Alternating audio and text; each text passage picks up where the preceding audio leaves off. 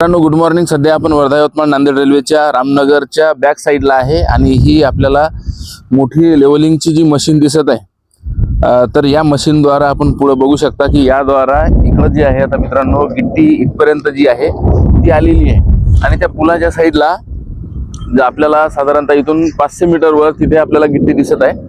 तर तिथून लेबर ज्या वेळेला येतील तर त्यावेळेला या मशीनच्या सहाय्याने व लेबरच्या सहाय्याने मित्रांनो आता गिट्टी आतरण्याचं काम सुरू झालेलं आहे। आणि आता इथनं जे आहे हे आपण बघू शकतो की रामनगर हे गाव आहे आणि रामनगरवरून आपल्या दिग्रजचं रेल्वे स्टेशन फक्त आणि फक्त 4-4.25 किलोमीटर आहे आणि या सगळ्या परिसरामध्ये आता पुलाचे काम झालेले आहे।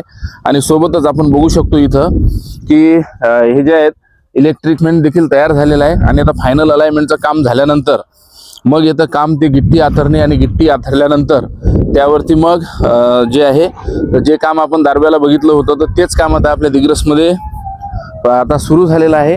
आणि याच्या साईडला आपण बघू शकतो आता की छोटे मोठे पुलं म्हणजे इथून तर आपल्या दिग्रस याच्यापर्यंत साधारणतः 10 पुलं आहेत, त्यापैकी 3 मोठे पुलं आहेत आणि बाकी मग गावाला कनेक्ट करणारे आणि शेतीला कनेक्ट करणारे जसं आपण इथंही बघू शकतो। तर तो पूल हा शेतीशी कनेक्ट होताना म्हणजे कुठल्याही आणि तो काठीचा रस्ता आहे मित्रांनो, तो कुठेही म्हणजे याच्यामध्ये अपडाऊनसाठी प्रॉब्लेम या माध्यमातून होणार नाही।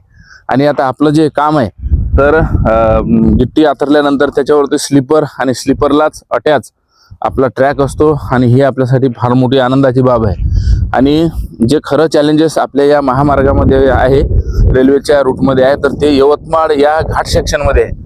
म्हणजे दिग्रस ते दारवा हा 35 किलोमीटरचा बेंच ज्यामध्ये इलेक्ट्रिकचं काम आता सुरू झालेलं आहे आणि वाईगोड आणि या रामनगर परिसरामध्ये मित्रांनो गिट्टी आथरण्याचं काम सुरू झालेलं आहे आणि सोबतच इलेक्ट्रिकचं पण काम सुरू झालेलं आहे। परंतु आणि दारव्यामध्ये 20 ते 22 किलोमीटर ट्रॅक लेअरिंगचं काम देखील झालेलं आहे। परंतु मुख्य सेक्शन जो आहे आपला घाट सेक्शन आहे म्हणजे हा जो आपल्याला पिलर दिसतो तर हा पिलर हा नेटवर्कचा आहे, म्हणजे कुठल्या तरी कंपनीचा असेल, जिओ आणि एअरटेलचा वगैरे। तर एवढाले पिलर मित्रांनो त्या घाट सेक्शनला आहे।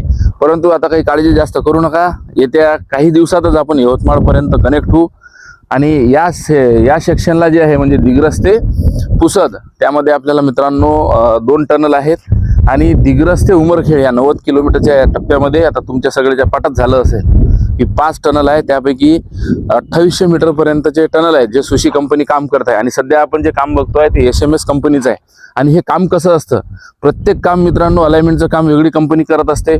त्या ट्रॅक लेवलिंगचं म्हणजे जे जमिनीचं काम आहे ते पूर्ण झाल्यानंतर मग इतर कामासाठी इलेक्ट्रिक याच्यानंतर मग ज्या इलेक्ट्रिक फिटिंगचं काम वेगळी कंपनी करते आणि जे आपण बघतो की गिट्टी आतरण्याचं काम वेगळी कंपनी करते आणि ट्रॅक लेअरिंगचं काम वेगळी कंपनी करते। तर ह्या सगळ्या सिच्युएशनमध्ये म्हणून काम आपलं मोठं आहे आणि अनेक पुलं आहेत म्हणजे दिग्रस उमरखेड ते यवतमाळ याच्यामध्ये जर मित्रांनो आपण बघितलं तर 200 पेक्षा जास्त पुलं आपल्याला या रेल्वे ट्रॅकवरती असलेले दिसतात। परंतु काळजी आता नसावी, आता काम आपलं प्रगतीपथावर आहे आणि आपण देखील आपल्या चॅनलची प्रगती करा। एक फॉलो, सबस्क्राईब, लाईक आणि शेअर करायला विसरू नका। धन्यवाद, भेटूया पुढील व्हिडिओमध्ये। धन्यवाद।